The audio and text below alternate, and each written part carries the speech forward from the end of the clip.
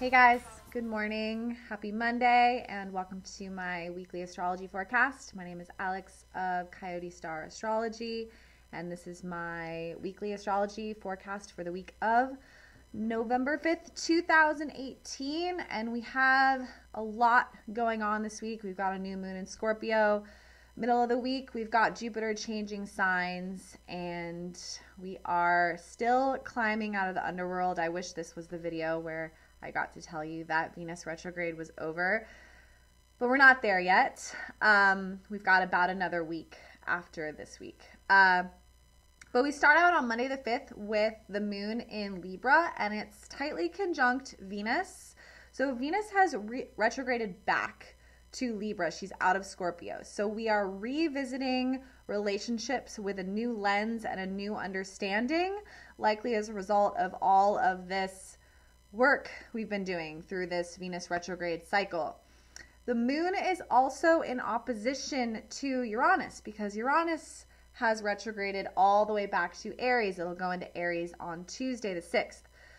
So with this opposition between the moon conjunct Venus to Uranus, the planet of clearance and destruction of the old way of doing things and the new systems that are put in place as a result, we are really revolutionizing our relationships. And a lot of this is being done through lots of conversations about values, very bold proclamations of values. This is the way things should be done. You should vote. You shouldn't vote. You should eat this type of food. You shouldn't eat this type of food. I was taking a hike the other day, and I went down into the creek off trail, and these two women who were riding on horseback back on the trail walked by. They couldn't see me from where they were, but I could hear them really well because they were yelling back and forth to one another on top of their horses. And anyway, they were talking about a conversation that they had, or they were talking about something that a friend of theirs had posted on Facebook. And they were talking about how this person was wrong about what they were saying. And I don't even remember what it was, but one of the women was saying, oh, you know, so-and-so posted this. Can you believe that? And then the other woman was yelling back, oh, that's completely ridiculous. She's wrong. This is the way things are. And it doesn't matter what the subject matter is, but from my from my position, and I was down there meditating, and you know, it's not that I don't have conversations like that. I'm guilty of it more than I would like to admit, but because I was in a place of meditation and I was in a place of alignment, I recognized how ridiculous this conversation sounded objectively. First of all, because these two women were in the forest, in this beautiful place, actually scaring away all the wildlife that I had been enjoying prior to them coming through, completely attached to their ego and having a conversation about something that another human being was doing. And also, it wasn't accomplishing anything. So there is a necessity for these types of conversations to take place because this is the way the collective consciousness works out the way it feels about things. You know, moral code systems, this is right, this is wrong, this is good, this is evil, what have you. But at the same time, I think it's important to remain malleable and stay open because value systems have always changed throughout history and they will continue to change. And the more we can remain open to limitless possibility, the more we can tap into quantum intelligence and the easier evolution takes place. And when we're in a place of attachment to our ego, we're in a mode of survival and we're in a mode of defense. We are defending ourselves against the world by having to rigidly and concretely state our opinion about a certain area. So at any rate, there's a lot of this going on right now. There's a lot of this going on via social media. And I think, of course, Uranian is also technology. There's also this revolution taking place as far as how we even feel about technology and the role that it's playing in our lives. And this is the beginning of a likely long-standing conversation that we will start to see take place more and more as our lives become more and more entwined with technology and that intelligence, and we start to need to ask questions about the role that it's playing in our lives. So this is happening a lot. The moon will square to Pluto, so a lot of transformation happening in our relationships as Venus has retrograded back to where she was several weeks ago, back to Libra. Then on Wednesday, November 7th, we have our new moon for the month, our new moon in Scorpio.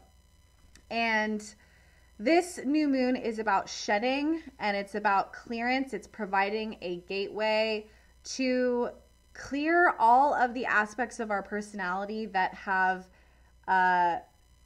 been illuminated through this shadow work process, through this Venus in Scorpio retrograde. Of course, this new moon is in the sign that we've been exploring through this retrograde. So at this point, since we've been in this Venus retrograde in Scorpio for some time now, I'm sure we're more than aware of some aspects of our life, some fears, some doubts, some obsessions or compulsions that we are ready to release. So this new moon, as with any new moon, it's a time of clearance and initiating new intentions, but this one in particular. And when we explore the water element and the water trine, we start to understand why this retrograde period in Scorpio has been so emotionally intense. The element water is emotions, and the water trine is made up of 3 signs. So these 3 areas of your chart have been activated during this retrograde process. We have Cancer, the first water element, Scorpio, the second, and Pisces, the third. So when we explore these and what types of wounding these bring up individually, with Cancer, the first water element, we're talking about childhood wounding, because Cancer rules the home environment within childhood and growing up. This is also the archetypal mother and father, and wounds that we experienced as a result of our upbringing, often the result of wounding our parents received from their upbringing, and so on and so forth. So this is ancestry, this is lineage clearing, this is clearing family traumas and childhood traumas.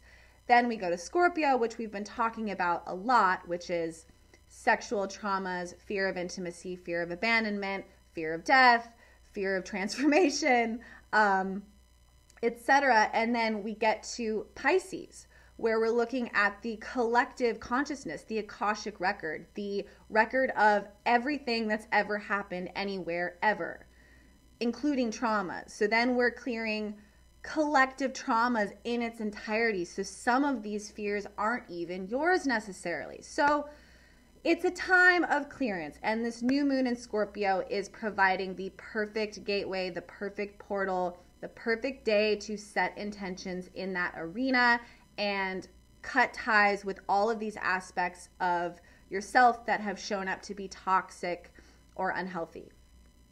And then, as if in celebration of that release, we have Jupiter leaving Scorpio on Thursday, the 8th, and entering Sagittarius, where it is at home. So Jupiter doesn't like to be in Scorpio. Jupiter's been in Scorpio all year. And when Jupiter is in Scorpio, because Jupiter is the way that we expand, it's sort of like an atomic bomb going off in the deepest, scariest, darkest part of the ocean, where all of those horrible fish are and things that we don't even like to think about. So it's been a long year of expanding through the shadow, having Jupiter in Scorpio. And now it's moving into Sagittarius, where it expands upward. It expands through travel and philosophy and higher knowledge. So you might be getting the itch to travel again, and just to get out there and explore new connections and tap back into your relationship with the divine, and of course, subsequently, your relationship to yourself. And it's going to be a sad party, because then on Friday, Jupiter in Sagittarius, in the first degrees of Sagittarius, which makes it extra potent, will conjunct along with Mercury, which is now in Sagittarius, and the moon, which will be in Sagittarius. So Thursday, Friday, there's going to be this surge of Sagittarian energy which is exploring natural law, exploring spirituality, exploring travel, meeting new people, mind expansion. And Sagittarius is the trickster teacher of the zodiac. Sagittarius just got out of Scorpio. It's more than aware of the underworld. It's over it. It's done with the darkness. Sagittarius really wants to see the silver lining, wants to find the light at the end of the tunnel, and wants to find the ability to be optimistic despite our fears. Sag is the jokester. It likes to laugh at its own shadows, and often our shadows and fears are quite ridiculous once we drag them out of the closet and expose them to the light. So there's good stuff on the way as far as that goes. And then Saturday and Sunday, we will have the moon go into Capricorn conjunct Saturn, and we will have this beautiful aspect along with it, which is the sun sextile to Pluto.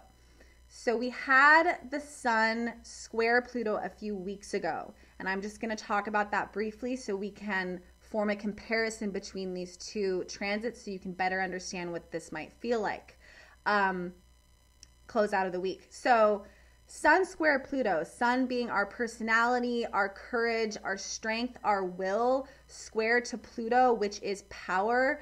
Sun square Pluto is the dark dictator or the dark pharaoh, the dark emperor archetype. So when this happened a few weeks back, we saw the deletion of all of those independent news sources in our political system.